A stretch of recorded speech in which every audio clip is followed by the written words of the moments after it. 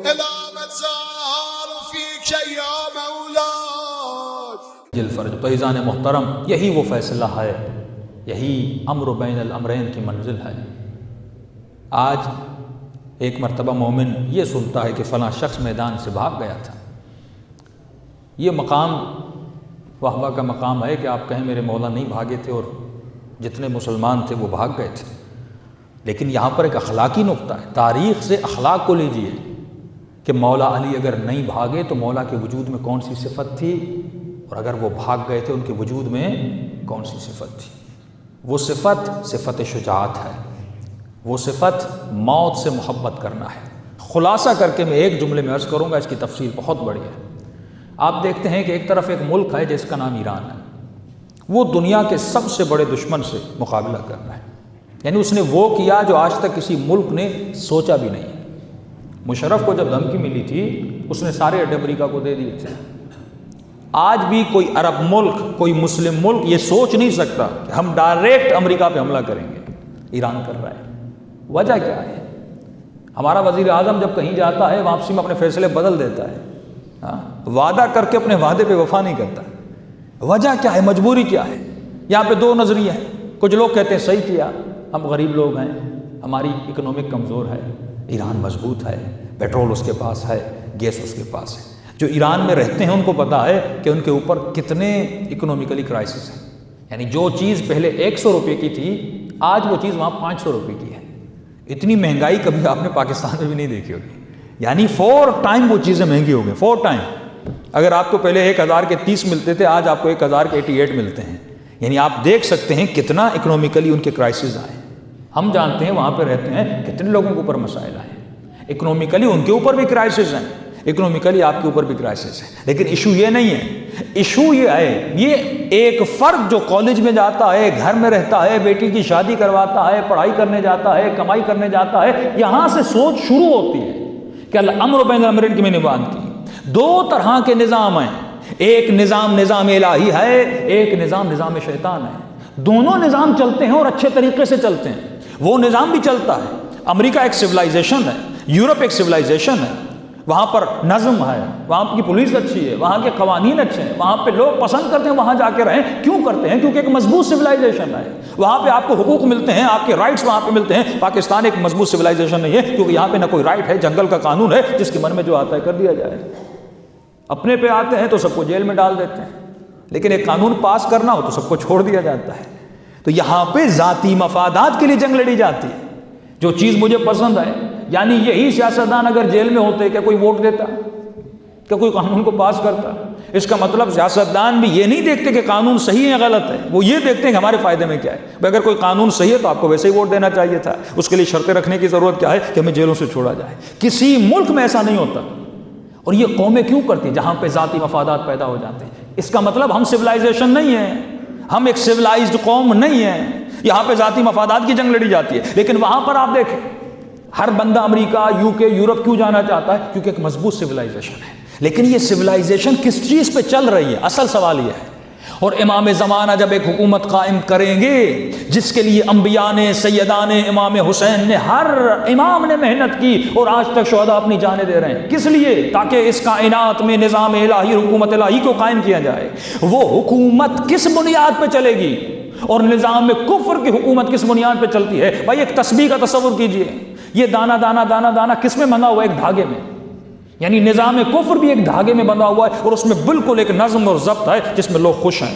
ایک نظام الہی ہے، اس کی بھی تسبیح ہے، اس کا بھی دانہ دانہ ہے، اس کا بھی دھاگا ہے۔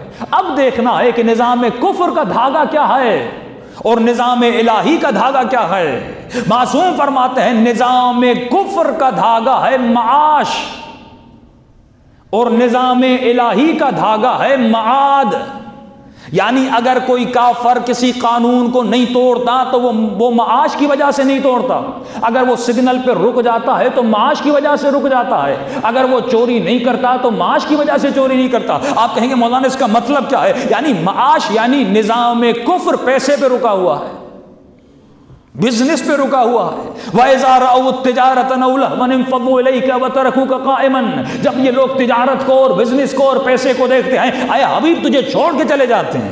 وَتَرَكُوكَ سے مراد امام زمانہ بھی ہیں، یعنی اے امام زمانہ جب یہ معاش کو دیکھتے ہیں، جب یہ اکنومکس کو دیکھتے ہیں، جب یہ مال کو دیکھتے ہیں، تو اپنے وقت کے امام کو بھی چھوڑ کے چلے جاتے ہیں. نظام معاش کا مطلب کیا ہے؟ یہی پاکستان میں ہوتا ہے سگنل توڑتا ہے. یہی پاکستانی جب یو کے جاتا ہے اور آسٹریلیا جاتا ہے، وہاں ایسا نفیس بن جاتا ہے کہ کوئی سگنل نہیں توڑتا. وجہ کیا ہے؟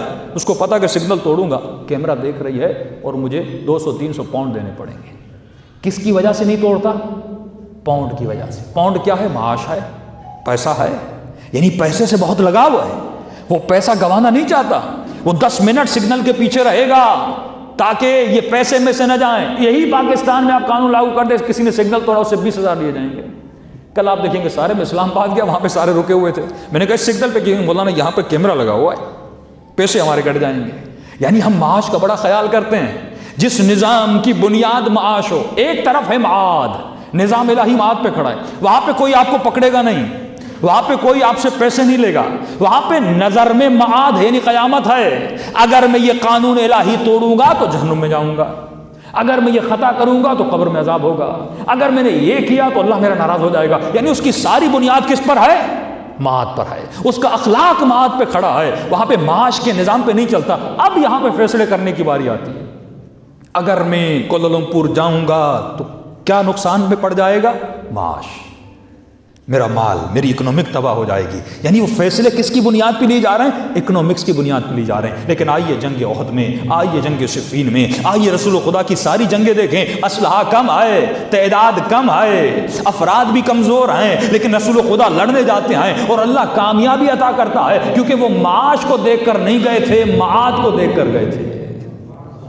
ان کی نظر میں قیامت تھی، ان کی نظر میں شہادت تھی. تو یہ جذبہ یہیں سے ملتا ہے. اب آپ اپنی پریکٹیکلی لائف میں آئیے. مجھے بیٹی کی شادی کروانی ہے، میں نگاہ میں کیا رکھتا ہوں؟ معاش رکھتا ہوں یا معاد رکھتا ہوں؟ ایک مالدار کا رشتہ آیا ہے، ایک دیندار کا رشتہ آیا ہے. اب مجھے دیکھنا ہے میں شادی کس سے کرواتا ہوں. اگر مال کی وجہ سے کرواتا ہوں، یعنی میرے فیصلے کی بنیاد معاش پر ہے، یعنی وہی سوچ جو نظام کفر کی سوچ ہے.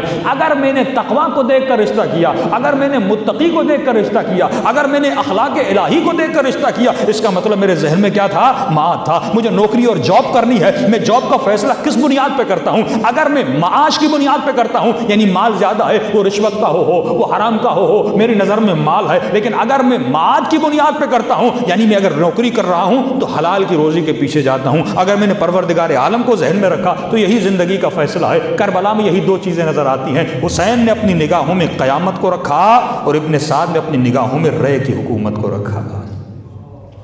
سیدہ نے اپنی نگاہوں میں ولایت کو رکھا، انہوں نے اپنی نگاہ میں باغ فدق کو رکھا. یہ معاش تھا، یہ مال تھا کہ اگر علی کو مال مل گیا، اکنومیکلی علی مضبوط ہو جائیں گے، طاقت بڑھ جائے گی، ہمارا مقابلہ صحیح سے کر سکیں گے. تو اہل بیت کی زندگی کا ایک ایک فیصلہ آپ دیکھیں گے، اس فیصلے کی بنیاد قیامت ہے، معاد ہے.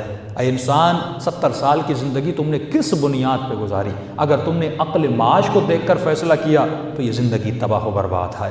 لیکن اگر تم نے عقل معاد کو دیکھ کر فیصلہ کیا، قیامت کو دیکھ کر فیصلہ کیا، اللہ کی نگاہ کو دیکھ کر فیصلہ کیا، فرمایا آنکھیں، یہ ہاتھ، یہ اعضاء حیوان کو بھی ملے ہیں، لیکن ہمارے شیعوں کی نشانی یہ ہے، غیر شیعہ بھی آنکھوں سے دیکھتا ہے، شیعہ بھی دیکھتا ہے، لیکن غیر شیعہ اس کو دیکھتا ہے جو اسے پسند ہے، شیعہ وہی دیکھتا ہے جو اس کے امام کو پسند ہے.